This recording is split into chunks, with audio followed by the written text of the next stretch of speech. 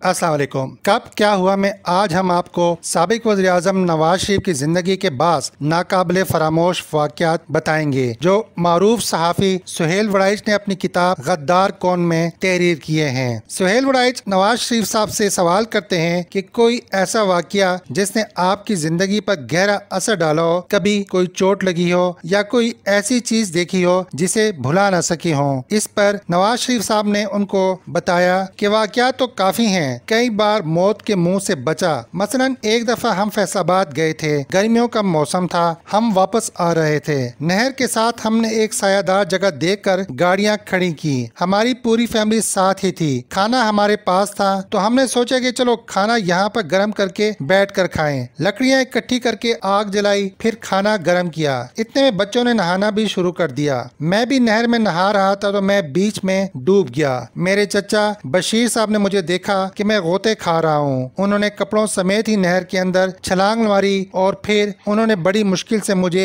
निकाला। सुहेल वड़ाइच पूछते हैं कि ये कब का वाकया है। नवाज शरीफ ने इसका जवाब देते हुए कहा, उस वक्त मैं बहुत छोटा था और स्कूल में पढ़ता था। मुझे मुकम्मल तौर पर तैरना भी नहीं आता था, ऐसे ही थोड़ा बहुत तैरना जानता था, लेकिन वहाँ पर पानी बहुत गहरा था। उन्होंने बड़ी मुश्किल से मुझे निकाला। फिर दूसरे लोगों ने भी छलांगे लगा दी। सब ने मिलकर मुझे निकाला। बाहर निकाल कर मुझे उल्टा लटाया, फिर पानी निकाला। इसके बाद मुझे होश आया। फिर दूसरा वाकया है, हमारे घर लाहौर में एक फवारा होता था जहाँ हम रहते थे। काफी बड़ा सहन था जहाँ फवारा लगा था। फवारे के साथ आहनी गेट था जिसके ऊपर सलाखें लगी हुई थी। मैं गेट के ऊपर चढ़कर फवारे का पाइप बंद कर रहा था। मैं पानी से पूरा भीगा हुआ था। मैंने पाँव ऊपर फंसाए हुए थे तो मेरा पाँव फिसल गया और मेरा हाथ पूरा उस सलाख के अंदर चला गया और मैं उसके साथ ही लटक गया। तब मेरा खून बड़ा निकला था। अभी तक मेरे हाथ पर इसका वाज़े निशान है। नवाज शरीफ मजीद कहते हैं, एक और वाकया मुझे अभी तक अच्छी तरह याद है। ये वाकया है 1973 का, जब मैं कराची से न्यूयॉर्क जा रहा था। मेरे वालिद साहब ने मुझे कहा था कि तुम बाहर जाकर देखो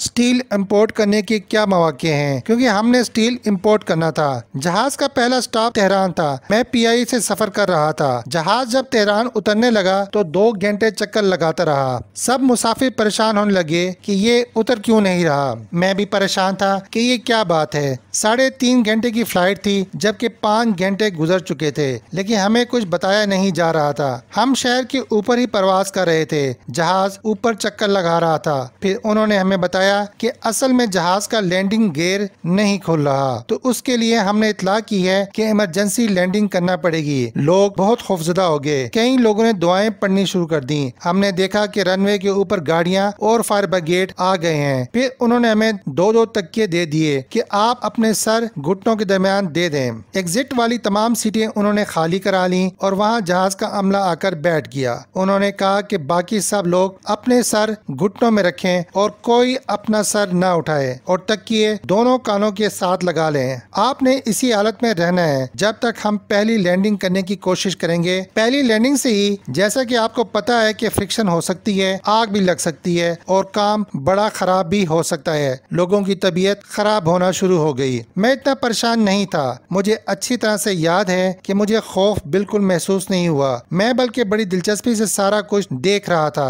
फिर ऐलान हुआ कि अब हम लैंड करने की कोशिश करेंगे और मुसाफिरों को जो कहा गया है उसके मुताबिक अमल करें। मैं सर उठा उठा कर देख रहा था कि माहौल कैसा है। जैसे ही वो लैंडिंग करने लगा तो फिर एकदम टेक ऑफ कर गया। दूसरी दफा भी नीचे आया, फिर टेक ऑफ कर लिया बगैर रनवे को छुए हुए। मैं हैरान था कि ये ऐसा क्यों कर रहा है। फिर मैंने देखा कि रनवे पर बहुत सारे फायर ब्रिगेड खड़े थे। मुझे एयर होस्टेस ने कहा कि आपसे जो कहा गया है उस पर क्यों अमल नहीं करते।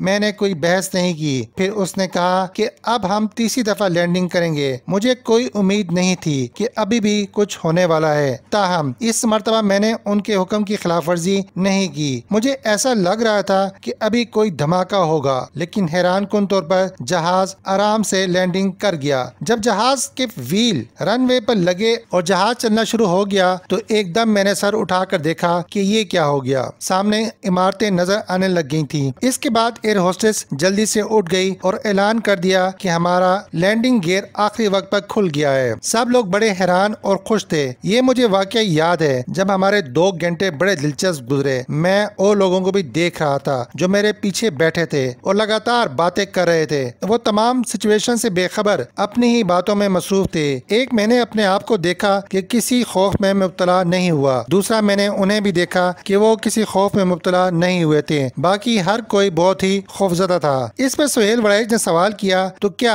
आप अपने आप को समझते थे कि आप बड़े बहादुर और बेखौफ वाक़े हुए हैं? नवाज शरीफ ने इसका जवाब देते हुए कहा, नहीं, मैं कोई अपनी तारीफ नहीं कर रहा, जाती तारीफ में ये बात नहीं कह रहा। मौत से तो हर शख्स को खौफ आता है। अल्लाह ना करे कि कभी कोई ऐसा वाक़या पेश आए जिसकी तजुर्बे की बिना पर मैं आपसे ये कहूँ कि मुझे मौत से बिल्कुल खौफ नहीं आता। सुहेल वड़ाइच ने पूछा, लेकिन फिर भी ये मौत ही थी ना जिसको आपने इतने करीब से देखा? नवाज शरीफ ने इस पर जवाब दिया, हाँ, लेकिन आपको मैं ये भी बता दूं कि मैं खतरात से कोई इतना डरता नहीं हूँ। खतरा अगर कभी आ जाए तो उसका बहादुरी से सामना करने की मुझ में हिम्मत है। व्यूअर्स, अगर आपको ये वीडियो पसंद आई हो तो इसे लाइक और शेयर करें, और अगर आपने अब तक हमारा यूट्यूब चैनल सब्सक्राइब नहीं किया तो प्लीज इसे सब्सक्राइब कर लें और बेल आइकॉन पर क्लिक करना हरगिज ना भूलिए। शुक्रिया।